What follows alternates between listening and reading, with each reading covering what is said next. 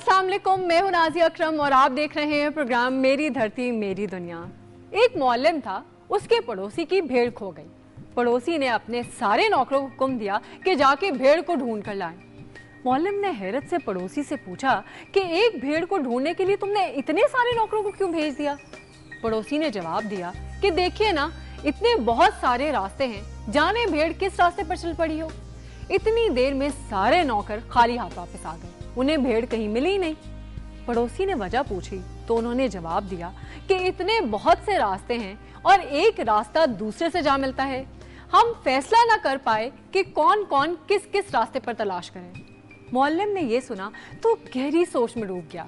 फिर अपने शागिर्दों से कहने लगा कि जब बहुत से रास्ते हों तो आदमी एक भेड़ नहीं ढूंढ सकता। इसी तरह अगर शागिर्द तरह तरह की दिलचस्पियां अपना लें तो मेहनत से जी चुराने लगते हैं।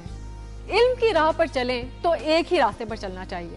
नित नए रास्ते और मशागिल अपनाने से मंजिल दूर हो जाती है और कभी कभी खो भी जाती है।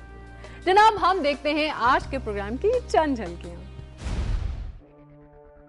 आज मेरी धरती मेरी दुनिया में किस किस का है चोली दामन का साथ।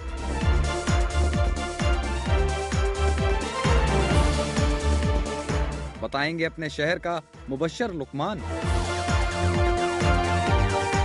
और पता लगाएंगे कि कामचोर कौन, लड़के या लड़कियां।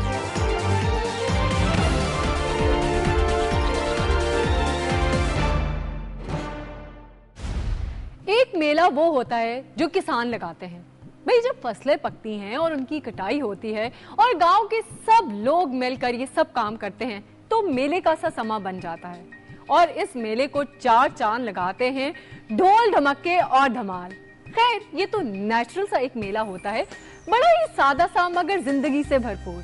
लेकिन अभी मैं जिस मेले के बारे में बताने जा रही हूँ वो भी किसान मेला ही है, लेकिन वैसा नहीं जैसे पहले बताया था, बल्कि थोड़ा सा डिफरेंट किस्म का है। आइए देखते हैं कि इस मेले में वो डिफरेंट क्या है।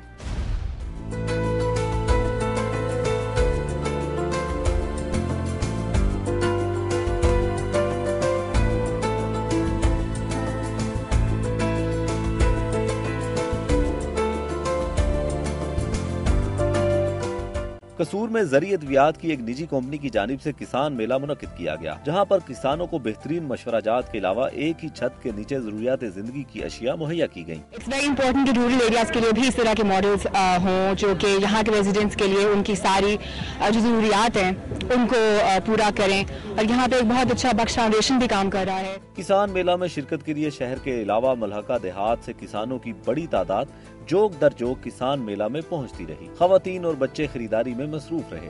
किसानों को भी ज़रिए अद्वियात, खाद और बीज और दीगर ज़रिए आलात भी एक ही छत के नीचे और एक ही जगह से इंतहाई मुनासिब नरखों पर दस्तयाब रहे। इसी दौरान किसान मेला के शुरा के लिए तफरीह के लिए मुकामी और दूर दराज से आए हुए गुलकारों और दीगर फनकारों का रंगारंग प्रोग्राम तमाम रात जारी रहा। इस मेले का एक मकसद ये है कि हम लोगों का कैंडिडेट जो है ओपिनियन चाहते हैं कि हमारे सेंटर के बारे में उनका ओपिनियन क्या है। दूसरा, हमने इधर एंजॉयमेंट के लिए म्यूजिकल प्रोग्राम रखा है। शहरी और किसान फनकारों के गीतों पर दाद देते और भंगड़े डालते रहे। किसान मेलों की वजह से तफरीह के अलावा भरपूर आगाही मुहिम भी किसानों को दी जा सकती है। कैमरामैन राशिद अली के साथ मोहम्मद असलम खम्बियो, दुनिया न्यूज, कसूर। जी जनाब, तो अब चलते हैं एक ब्रेक की जानिब, लेकिन ब्रेक से पहले सुनते हैं शहर शहर की मुख्तसर सी खबरें। मियांवाली और गिरतोनवा में आसमान पर काले बादल छा गए और ठंडी हवाएं चलने लगीं। इसके बाद मूसलाधार बारिश ने मौसम और भी खुशगवार कर दिया। गर्मी से परेशान लोगों ने सुख का सांस लिया और बच्चे बारिश में नहाते और खेलते रहे। कालाबाग, ईसा खेल, कमर मिशानी में 3 घंटे तक मूसलाधार बारिश बरसती रही, जिससे नशेबी इलाके ज़ेरे आब आ गए और दरियाई सिंध में खैबर पख्तूनख्वा से आने वाले बरसाती नालों में तुगयानी आ गई।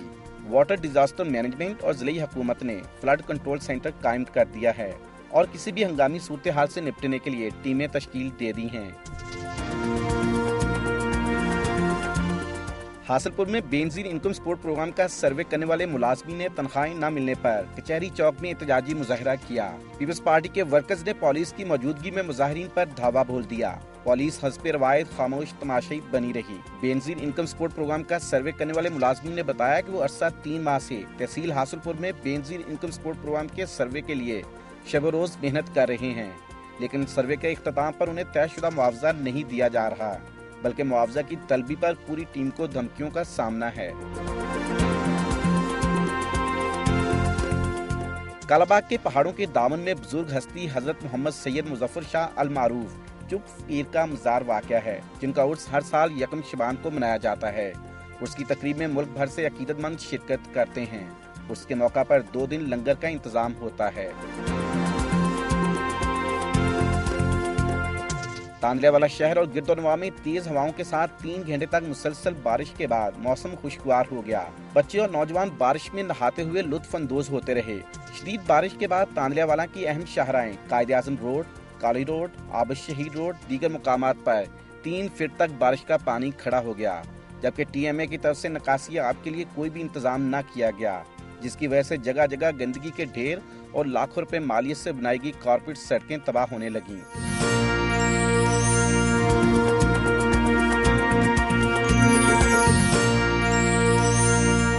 मेरी धरती मेरी दुनिया में वेलकम बैक।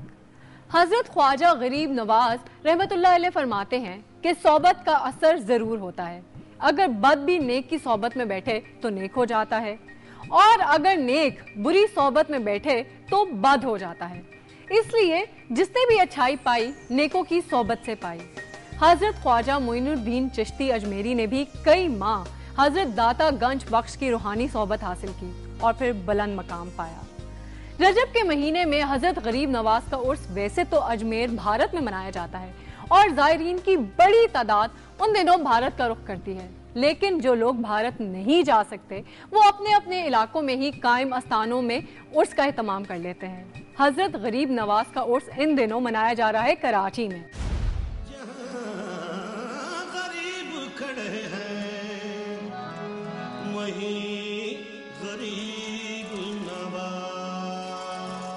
बरसग़ीर पाक व हिंद वो खित्ता ज़मीन है जहाँ इस्लाम की तबलीग के लिए हज़ारों सूफिया कराम तशरीफ़ लाए और उनकी तालीमात से करोड़ों अफराद मुशर्रफ ब इस्लाम हुए। ये सूफिया कराम तो रहलत फरमा गए, लेकिन उनके मज़ारात आज भी मुरज्जा खलाइक हैं। उन्हीं में से एक बुजुर्ग हज़रत ख्वाजा मोइनुद्दीन चिश्ती रहमतुल्लाह अलैह हैं, जिन्हें उर्फ़ आम में ख्वाजा गरीब नवाज कहा जाता है। हज़रत ख्वाजा गरीब नवाज का विसाल 800 साल कबल 6 रजब मुरज्जब को हुआ। उनका उर्स आज भी अकीदत व एहतराम से मनाया जाता है। ख्वाजा गरीब नवाज ने अफगानिस्तान से हिंदुस्तान आकर अजमेर को अपना मस्कन बनाया और अपनी जिंदगी मखलूक खुदा में वक्फ कर दी। ख्वाजा गरीब नवाज का उर्स न सिर्फ अजमेर बल्कि दुनिया भर में उनके अकीदतमंद एहतमाम से मनाते हैं। गुज़िश्ता दिनों कराची में भी उनकी उर्स की तकरीबात मुनक्किद हुई। अंजुमन फैज़ान फरीदिया के ज़ेर एहतमाम लियाकताबाद में उर्स की तकरीबात मुनक्किद की गयी। इस मौके पर खत्म खाजगान, मन्नत की देग और फिर महफिल समा का एहतमाम किया गया। ख्वाजा गरीब नवाज के उर्स के मौके पर उनकी करामात के हवाले से मन्नत की देग रखी जाती है, जो लंगर से लबालब भरी होती है। अकीदतमंदों का मानना है कि दिल में मन्नत रख के दुरूद शरीफ का विर्द करते हुए देग को पकड़ा जाए तो देग घूमना शुरू कर देती है। ये बात उसकी मन्नत पूरी होने की नवीद है। इस तरह बेशुमार अकीदतमंदों ने अपनी मन्नतें पूरी करने की गर्ज से मन्नत की देग को पकड़ा और सैकड़ों अफराद ने इस घूमती हुई देग का मंजर देखा। दिल में मन्नत रखकर उस देख कर दुआ मांगते हैं तो देग घूमती है। आप दरूद शरीफ पढ़ें और एक नियत जो आपकी जो मन्नत जो नियत है उसको आप दिल में रख के दरूद शरीफ पढ़ें। दरूद शरीफ पकड़ के उस देग को पकड़ लें। उस जब देग को जब पकड़ेंगे तो वो देग जो है वो चलती है। मन्नत आने वाली जो होगी ना तो देग चलती है, अगर जिसकी मन्नत नहीं आने वाली होगी तो देग रुकी रहेगी। उस हफ्ते, उस महीने या फिर उस साल के अंदर अंदर वो इंशाल्लाह मन्नत पूरी होगी। 75-80 किलो की देग, खाली देग और उसमें फिर अनाज तकरीबन 20-25 किलो अनाज, तो कैसे घुमा दोगे? आप मुझे घुमा के दिखा दो। जमाने से चला रहा है, अरसे से चला रहा है, पुराना है, तकरीबन 900 साल हो गए। पूरे वर्ल्ड के अंदर है। ख्वाजा मोइनुद्दीन चिश्ती रहमतुल्लाह के मानने वाले। ख्वाजा गरीब नवाज के उसकी तकरीबात में महफिल समा न हो ये मुमकिन ही नहीं। दीगर तकरीबात के बाद महफिल समा का एहतमाम किया गया। महफिल समा में कव्वाल हजरात ने सूफियाना कलाम पेश किया और सामीन से दाद वसूल की। इस मौके पर अकीदतमंद मस्ती में झूम उठे। हम जिस मकतब के लोग हैं उसमें रहलत नहीं होती किसी की, वो लोग पर्दे में चले गए हैं। उन्हें अल्लाह ने विस्ल अता किया है, तो जिसका विस्ल होता है उसका उरूस मनाया जाता है। तो और कुछ भी जदीद नहीं है, इस्लाम से ज्यादा कोई चीज जदीद नहीं है। इस्लाम एक मुकम्मल तरीन मॉडर्न और बहुत ही जदीद मजहब है। बहुत सारी फरूई बातें हैं, उनको मजहब में शामिल ना किया जाए। ये इल्म वाले लोग हैं, इनके पास इल्म है और लोग हैं अकीदतमंद, तो उस इल्म की अता से बहस का दरिया बह रहा है। दुनिया पर लातादाद बादशाहों ने बजोर ताकत हुकूमत की, आज उनका नाम लेवा कोई नहीं, लेकिन अल्लाह के वलियों ने इस्लाम की जो इरफानी शम्में जलाई, उनकी रोशनी आज भी दिलों को मुनव्वर कर रही है। उनकी बादशाहत लोगों के दिलों पर हुकूमत करती है। मेरी धरती मेरी दुनिया के लिए कैमरामैन हबीबुर रहमान के साथ यूनुस आफरीदी, दुनिया न्यूज, कराची।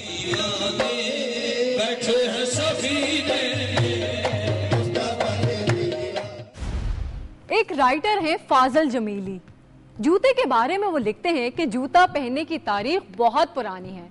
जूता पहले किसने बनाया और इस जूते को पहनकर सबसे पहले खरामा कौन चला, उसके कदमों के निशान तारीख में मिलना मुश्किल है। लेकिन जितनी कहावतें, मिसालें और मुहावरे जूते की शान में कहे गए हैं, उनसे अंदाजा होता है कि जूते का बनी नौ इंसान के साथ चोली दामन के साथ रहा है और हर दौर में जूते का एक समाजी, मौशरती, मौशी, इखलाकी और सियासी किरदार भी रहा है। जूते की अहमियत और अफादियत से किसी को इनकार नहीं। लोक कहानियों में, हकायतों में तो ऐसी मिसालें भी मिलती हैं कि जब चौधरी लोग किसी दावत में बुलाए जाने पर अपनी जगह जूता भेज दिया करते थे और फिर उनकी तकरीबात पर भी सारी बरादरी जूते ही भेजती थी और फिर उनके पास बहुत सारे जूते इकट्ठे हो जाते थे। खैर, जूते के बहुत सारे मकाम हैं और बहुत से इस्तेमाल भी हैं। कहीं जूते चलते हैं और कहीं जूतों में दाल बढ़ती है, कहीं जूते रिश्ते की तलाश में घिसते हैं तो कहीं किसी की खाल उधेड़ने के लिए इस्तेमाल होते हैं। और नदीम अंजुम जूतों के बारे में हमें क्या दिखा रहे हैं, देखते हैं इस रिपोर्ट में।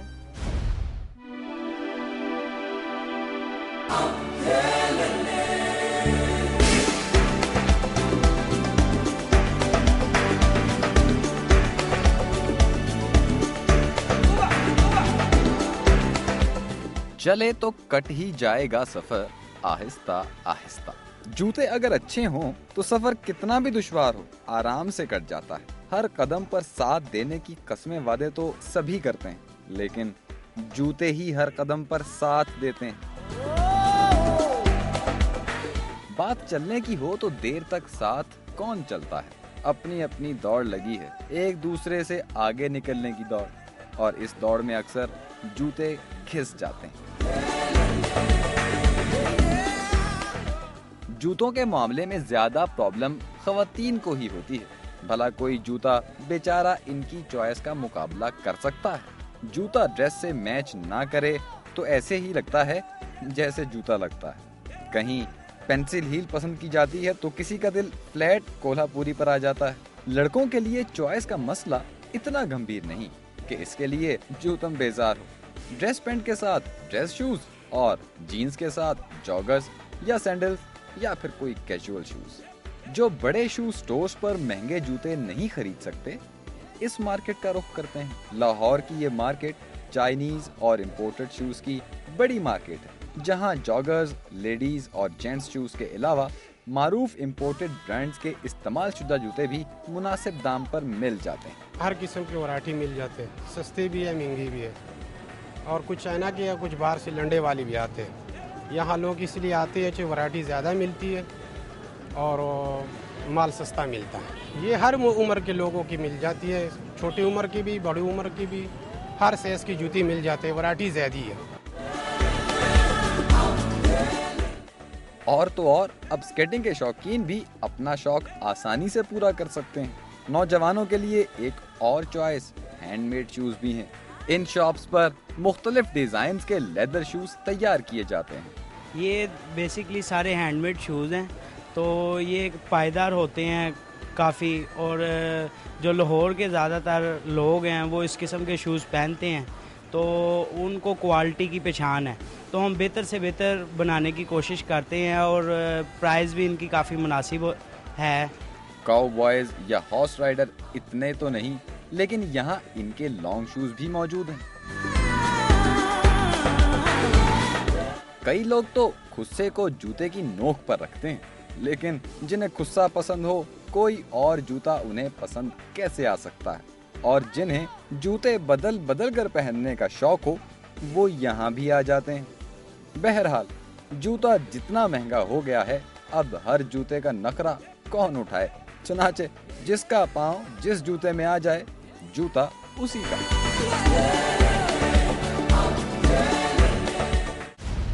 जनाब, अभी एक ब्रेक लेते हैं, लेकिन कहीं मत जाएगा क्योंकि अभी हमने बहुत सी अच्छी और दिलचस्प किस्म की रिपोर्ट्स आपको दिखानी है। तो मिलते हैं ब्रेक के बाद।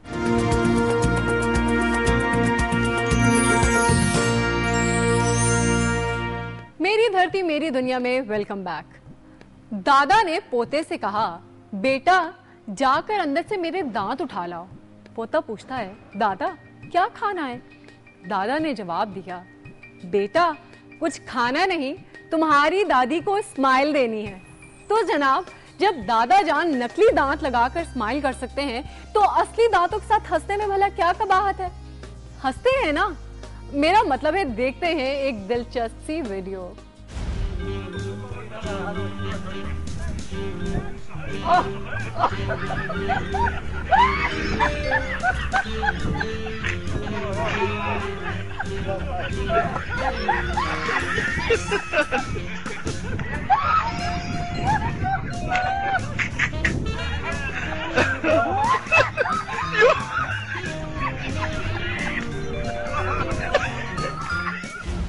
जी जनाब, कैसी लगी आपको वीडियो? आई एम श्योर पसंद आई होगी। आप अपने फीडबैक के जरिए हमें बता सकते हैं। और अब वक्त हो गया है आपके फीडबैक का।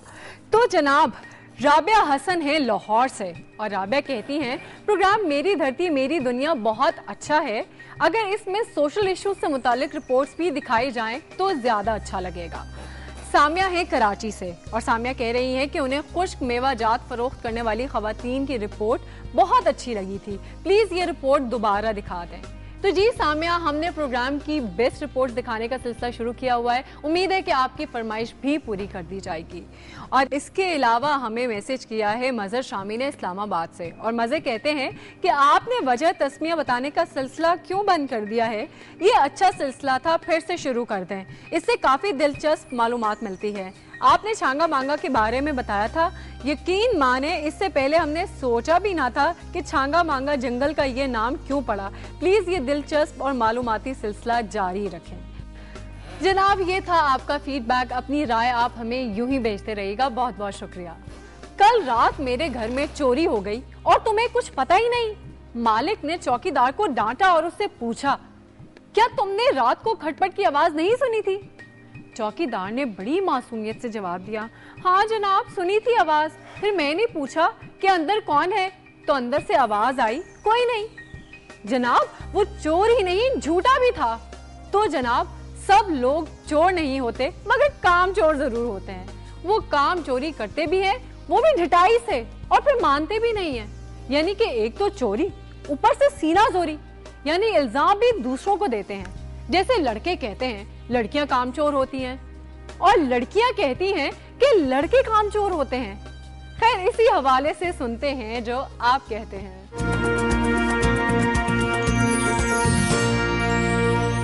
कुछ मर्द कामचोर होते हैं और कुछ ख्वातीन होती हैं, वरना अगर एक होता तो ना आगे हमारे एम शो में ख्वातीन आगे आती, ना आदमी मर्द आगे आते। मेरे ख्याल में गर्मी हो तो किचन के काम को अवॉइड करती हैं, घर बन जाता है, माँ बन जाती है, बीवी बन जाती है, फिर तो शायद वो कामचोर नहीं रहती। मर्द भी बस बाहर के काम जब ज़्यादा हो जाए, उनके काम हो, तो वो अवॉइड करते हैं कि चलो आज का कल कर लेंगे, परसों चलेंगे, लेकिन फिर भी करना पड़ता है। लड़के ज़्यादा कामचोर होते हैं, तो इसकी वजह भी ये है कि लड़के ज़्यादातर इसलिए कामचोर होते हैं कि ये लड़कियों के पीछे लगे रहते हैं, और जिसकी वजह से ना कि लड़कों का जो अपना जो उनका स्टडी लेवल होता है वो भी नहीं कर सकते। लड़कियाँ आप देखें कि वो हर काम करती हैं। आई गेस लड़के बहुत ज़्यादा कामचोर होते हैं, कॉज उनको जो भी काम कहा जाए उनको भूल जाता है। और लड़की के लिए तो एक होता है ना कि शुरू से उसकी माँ उसकी ब्रॉटअप यही करती है कि आपको घर का काम करना है, उसके एक मॉरल वैल्यूज़ में इंक्लूड होता है कि उसके घर का काम करना ही करना है। और बॉयज़ जो हैं कभी क्रिकेट खेलने चले गए, कभी न्यूज़पेपर के आगे, कभी टीवी, कभी क्रिकेट, कभी मैच, इसी तरह के फॉल्स एक्सक्यूज़ देते देते ये लोग काम भूल जाते हैं। आई गेस लड़के ज़्यादा कामचोर होते हैं और हस्बैंड्स तो बहुत ही ज़्यादा। दही लाने का कहो तो रोटियाँ आ रही होती हैं, रोटी लाने का कहो तो पता नहीं क्या क्या आ रहा होता है, इसलिए बहुत ज़्यादा खपला मचाते हैं।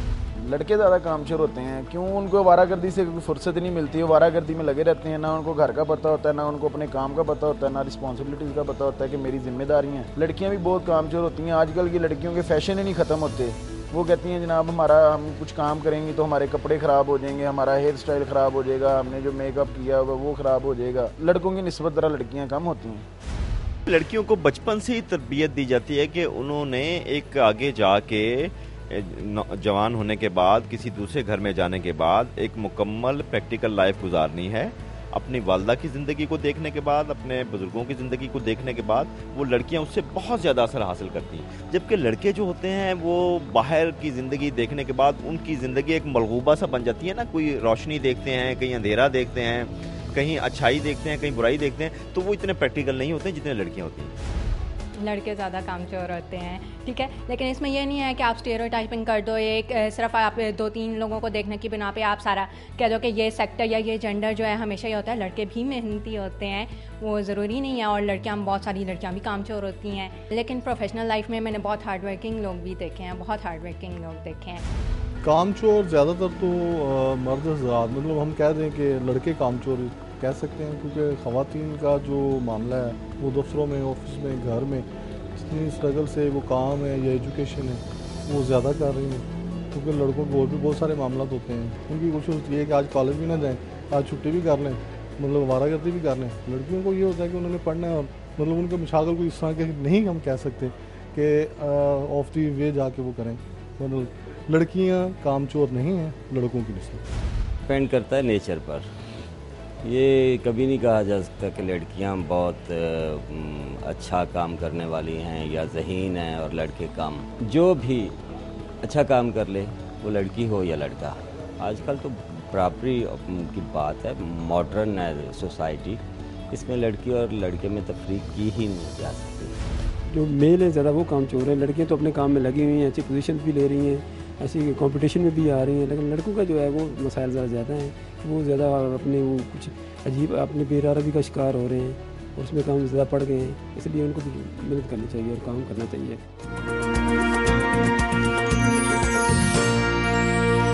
जी जनाब, तो अब ले लेते हैं एक ब्रेक और जल्दी से वापस लौटते हैं। आप कहीं मत जाइएगा, हम वापस आते हैं ब्रेक से।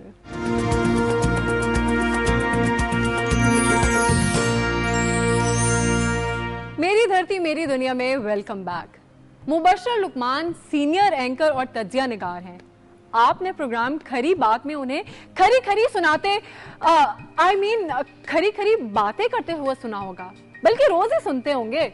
लेकिन आज वो कोई खरी खरी सुना, मेरा मतलब है बता नहीं रहे, बल्कि वो हमें बता रहे हैं अपने शहर लाहौर के बारे में। लाहौर जिदे वर्गा कोई होर नहीं, तो देखते हैं।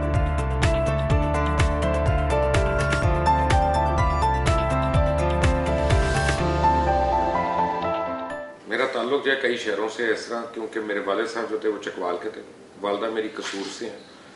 तो पैदा मैं सियालकोट में हुआ था, लेकिन जैसे जम तो नहीं कह सकते, पलना बढ़ना जितना भी है वो लाहौर शहर का ही है मेरा। मेरे वालिद साहब फौज में होते थे, तो वो हम ट्रैवल बहुत करते थे हर 2 साल बाद। जब हम लाहौर शिफ्ट हुए तो वो 1969 की बात है। 1968 में मेरे फादर की डेथ हुई थी, तो हम सबसे पहले टेम्पल रोड पे आए और टेम्पल रोड से फिर हम मेसन रोड पे शिफ्ट हुए। और मेसन रोड पे एक तो होता है ना कि जॉइंट फैमिली सिस्टम होता है, ये जॉइंट नेबरहुड था। मैं वो सड़कें आज भी वहाँ हैं, वो घर आज भी वहाँ हैं, उनमें कई से जाते हैं हम कभी कभी अपने हमसायों को मिलने। हमसाये तो नहीं, अब तो हमारे घर वाले हैं वो। और वो जॉइंट नेबरहुड था पूरा, कि यानी 8-10 घर एक ही कंपाउंड में थे। तो जिसके जितने बच्चे होते थे वो उनका रहना सहना हमारा ऐसा था कि मुझे नहीं याद मैंने अपने घर में कितनी दफ़ा खाना खाया है, कभी किसी के घर में, उसके घर में, इसी तरह उनके बच्चे हमारे घरों में। तो आज भी हमारी फैमिलीज़ का ताल्लुक आपस में ऐसा है कि अगर किसी घर में कोई रिश्ता आता है कहीं पे, तो वो फिर सारों से पहले पूछा जाता है जो उस वक्त वहाँ पे एक साथ थे। नई लाइफ की ख्वाहिशात उस ज़माने में तो बिल्कुल मैं अवेल नहीं कर सका था बचपन में, मसलन इसीलिए मुझे ज़्यादा फल वल खाने की आदत नहीं है या कोई सीरियल या पॉरेज खाने की आदत नहीं है, क्योंकि मैंने खाई नहीं कभी बचपन में। तो गोश्त हमारे घर में आता था महीने में कोई एक दफ़ा, तो वरना दालें शालें सब्जियां सब्जियां। मैं आपको बड़ी अच्छी कुकिंग करके दे सकता हूँ कि मैं मटर के छिलके भी पका लूँगा, आलू के छिलके भी पका लूँगा, बिकॉज इनोवेटिव होना पड़ता था जब आपके पास कोई आमदनी ना हो। लेकिन कुछ साल के बाद हमने केस किया था गवर्नमेंट के ऊपर, मेरी मदद ने, और वो पहला केस था जिसके ऊपर फैसला आया और हमें फिर ना सिर्फ पेंशन से ही मिलना शुरू हुई बल्कि लंप सम भी मिली। जब वो मिली 2-3 साल के बाद, तो मेरी वालदा ने अपने सारे बच्चों को सिर्फ वो पेंशन जो थी एक्यूमुलेटेड थी उससे अच्छे अच्छे स्कूलों में डाल दिया। भाई एक मेरा पिटारो चला गया, एक भाई सेंट एंथनी चला गया और मैं HSN में आ गया। और वहाँ से फिर हमारा जो है वो एक दोबारा से अपलिफ्ट शुरू हुआ है। उस टाइम से मेरे पास जो साइकिल थी वो तकरीबन कोई 35 साल पुरानी थी, और मेरे फैमिली का जो सबसे बड़ा मेरा कज़न था, वो बाद में एयर मार्शल भी बने, एयर वाइस मार्शल अजहर नऊद, वो उनकी साइकिल थी और उनसे वो ट्रैवल होती और वो नीचे मेरे तक पहुंची। और फिर मेरे से आगे 2 और मेरे कजन्स को मिली। वालदा हमारी बड़ी स्ट्रिक्ट डिसिप्लिनेरियन थी, वो आज भी स्ट्रिक्ट है, और उनको लगेगा कोई गलत बात की है तो वो फिर कुछ भी हो सकता है। और मैं मिनिस्टर था, मैं जब मिनिस्टर था इंटरिम गवर्नमेंट में, तो मेरी वालदा को मेरी किसी बात से तकलीफ पहुंची थी, वो मुझे फ़ोन कर रही थी और मैं फ़ोन पे अवेलेबल नहीं था, मैं कहीं मीटिंग्स में था, कैबिनेट मीटिंग वगैरह हो रही थी। तो उन्होंने मेरे घर में मेरे सारे स्टाफ के सामने मुझे फिर कुटा था। काफ़ी मारें पड़ी हैं, गुड़ियाँ उड़ाने पे, कोठे टापने पे, गुड़ियों के पीछे, पतंगों के पीछे, लड़ाइयाँ करने पे, गली में जैसे होती है या मोहल्ले में होती है, कुटा या कुट। उस ज़माने में होता था कि अगर आपके घर में शिकायत आई है कहीं से कि जी इसकी लड़ाई हुई है बाहर, तो गलती हो या ना हो, कुट तब भी खुद ही पड़ती थी। तो हमारे तो घरों में ही होता था कि पहले हम सहन में छिड़काव करते थे गर्मियों में, फिर लाइन से मंजियाँ बिछा लेते थे और एक पेडिस्टल फैन लगता था और उसी पे आके सारे सो जाना। और उससे पहले 1 घंटा वहीं पे सारे घर वाले बैठे हैं, कोई कहानी हो रही है, कोई बैतबाजी हो रही है या कोई कसौटी टाइप गेम हो रही है पूरी फैमिली की। उस तरह से पतंगबाजी में मुझे बड़ा जोम है। आप यूसुफ सली से जाके पूछे, मियाँ यूसुफ सली से, मैंने उनकी हवेली तोड़ाई है, मैंने बड़े बड़े खिडारियों की पतंगे काटता हूँ वहाँ पे। और बंटे, अखरोट, स्टापू या कीड़ी काड़ा या गुल्ली डंडा या पिट्ठू गोल गरम, ये सारी ऐसी गेम्स हैं जिससे मैं बड़ा माहिर हूँ। आप पिट्ठू गोल गरम खेल के देखें, आपको मैं सेकूंगा पकड़ के। जब मैं अमेरिका गया था तालीम के लिए, तो वहाँ पे मैंने डीप सी डाइविंग की है, वहाँ पे मैंने स्कूबा डाइविंग की है, और वहाँ पे यानी ऐसी काफ़ी मैंने पैराट्रिपिंग की है कि पैराशूट से जंप से होती है। लाहौर का जो असल हुस्न था वो इसके कल्चरल लाइफ में था कि लाहौर में अदीब जो थे कसरत से थे, शुअरा जो थे कसरत से थे, पाक टी हाउस जो था वो बड़ा वाइब्रेंट था, बड़ा एक्टिव था। महफिलें जो थी वो रोज़ उनके मतलब कोई ना कोई एक्टिविटी आ रही होती थी, कोई अदबी बज़म हो गई या कोई पेंटिंग एग्जिबिशन हो गई या कोई कॉन्सर्ट्स हो गए, फन फेयर्स हो गए। हर एज ग्रुप के लिए कोई ना कोई एक्टिविटी होती थी। मैं हादसाती तौर पे हर इन एरियाज़ में आया। जब मैं एक जगह फेल हुआ, फिर मैं दूसरी जगह ट्राई किया, फिर वहाँ फेल हुआ, फिर तीसरी जगह ट्राई किया। तो मेरी ज़िंदगी में फेलियर्स भी बहुत हैं, रिजेक्शंस भी बहुत हैं, और यानी मैं समझता हूँ कि अल्लाह का मेरे ऊपर बड़ा एहसान रहा। मसलन अगर फ़र्ज़ करें मेरी फिल्म सुपर हिट हो जाती जो मैंने बनाई, तो फिर मैं सिर्फ फिल्में बना रहा होता, और आज जो हाल है फिल्मों का वो आपको भी पता है, या फिल्म वालों का जो हाल है, तो ये अल्लाह ने मुझे बचाया हर जगह। जहाँ इंसान समझता है कि यार ये बड़ा बुरा हो गया, बड़ी ट्रेजिडी हो गई, वहाँ पे एक्चुअली अल्लाह ताला आपकी मदद कर रहे होते हैं। मुझे बहुत दफ़ा मार पड़ी है HSN में, और कई दफ़ा वहाँ पे उस वक्त डिसिप्लिन जो होता था वो बड़ा स्ट्रिक्ट होता था। ख़ास तौर पे किसी को अगर मारा है लड़के को, मारपीट के ऊपर या लड़ाई के ऊपर या अपना चोरी करने पे या किसी ऐसी चीज़ पे। और मेरी वालदा को एक दफ़ा बुलाया गया, हमारे एक टीचर थे, आज भी लाहौर में है, नसीम अकरम साहब, बड़े शफीक टीचर हैं। उन्होंने कहा कि आपका बेटा बहन बड़ा इंटेलिजेंट है, बस ज़रा पढ़ाई में मेहनत नहीं कर रहा। तो उन्होंने कहा फिर ये इंटेलिजेंट तो ना हुआ, क्योंकि इसको पता होना चाहिए कि इस उम्र में सिर्फ पढ़ाई ही इसके लिए ज़रूरी है। आज के पाकिस्तान में और कल के पाकिस्तान में टॉलरेंस का फ़र्क है। हमें बर्दाश्त ही नहीं एक दूसरे की, बर्दाश्त करना चाहिए एक दूसरे को, अपने इख्तिलाफात के बावजूद बर्दाश्त करना चाहिए। हम घरों में करते हैं, मैं अगर मेरी वालदा को मेरी बातें अच्छी नहीं लगती थी क्या करती हूँ, घर से निकाल देती, मुझे डिसओन कर देती। या मुझे अगर अपने बच्चों से कोई बात मनवानी है तो मैं उनको हर वक्त उठता रहूँगा, बैठता रहूँगा कि नहीं, आपको बर्दाश्त की आदत डालें। वही जो आप अपने घर में करते हैं वही आप दूसरों के लिए डालें, तो ये वही पाकिस्तान और वही रवादारी वाला मुल्क बन जाएगा।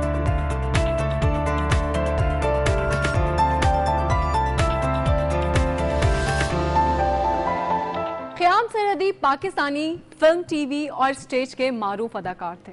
क़याम सरहदी ने अपनी जिंदगी में सैकड़ों टीवी ड्रामों, फिल्मों और स्टेज ड्रामों में अदाकारी के जौहर दिखाए। क़याम सरहदी पाकिस्तानी फिल्म इंडस्ट्री के राइटर और हदायतकार ज़िया सरहदी के साहबजादे, मौसीकार रफ़ीक गजनवी के पोते और गुलकारा और अदाकारा सलमा आगा के खालाजाद भाई थे। क़याम सरहदी 35 साल तक शोबिज़ से वाबस्ता रहे। 3 फरवरी को भी वो एक ड्रामे की शूटिंग में मसरूफ थे कि उन्हें हार्ट अटैक हुआ। उन्हें अस्पताल ले जाया जा रहा था, लेकिन वो रास्ते में ही अपने खालिक हकीकी से जा मिले। क़याम सरहदी के वालिद उनको डॉक्टर बनाना चाहते थे, लेकिन उन्होंने शोबिज़ का इंतखाब कर लिया। उन्होंने ड्रामा एक थी मैना से शोबिज़ करियर का आगाज किया। बाद अज़ा उन्होंने पाकिस्तान टेलीविजन से बहुत सारे ड्रामे किए। उनकी अदाकारी का अंदाज तो मुनफरिद था ही, डायलॉग भी बहुत मुनफरिद अंदाज से अदा करते थे। उनके मकबूल तरीन ड्रामों में से मुट्ठी भर मट्टी, गुलाम गर्दिश, ख्वाब, आज़ाद, अंधेरा उजाला और मेरी ज़ात ज़रा बेनशा शामिल हैं। क़याम सरहदी ने कायदे आज़म पर बनने वाली डॉक्यूमेंट्री फिल्म जिना में भी यादगार किरदार अदा किया। उन्होंने 2 शादियां की। एक शादी टीवी अदाकारा अतिया अशरफ और दूसरी फिल्म और टीवी अदाकारा साइका से की। क़याम सरहदी की 3 बेटियां हैं। क़याम सरहदी एक कामयाब फनकार थे। शोबिस इंडस्ट्री के लिए उनकी खिदमत हमेशा याद रखने के काबिल हैं। जनाब, ये था आज का प्रोग्राम। कैसा लगा जरूर बताइएगा। फिर हाजिर होंगे नित नई बातों के साथ। तब तक के लिए इजाजत दें। अल्लाह हाफिज।